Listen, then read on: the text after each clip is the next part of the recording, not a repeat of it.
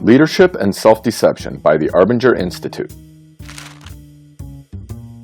What divides fathers from sons, husbands from wives, neighbor from neighbor is the same thing that divides co-workers. What if the problem is you? Self-deception in the box. Being in the box is defined through the act of self-deception. This process begins with the initial choice of self-betrayal. The Arbinger Institute defines self-deception as simply the inability to see that one has a problem. It blinds us to the true causes of problems. And once we're blind, all the solutions we can think of will actually make matters worse.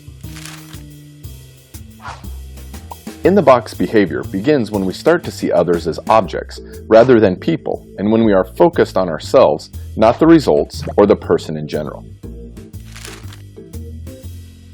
We need others to be wrong to justify our stance and perceptions. In-the-box behavior toward people is the act of self-deception, which ultimately begins with self-betrayal. This betrayal is when we act contrary to our sense of what is appropriate. It is when we find that we have betrayed our own sense of how we should behave toward another person. When we are in the box, we resist others with our actions and reactions we have continuously throughout the day.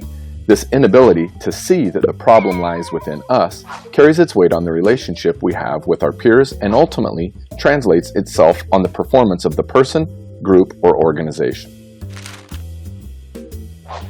The way out of the box is achieved the moment you cease to resist others and liberate yourself from self-justification.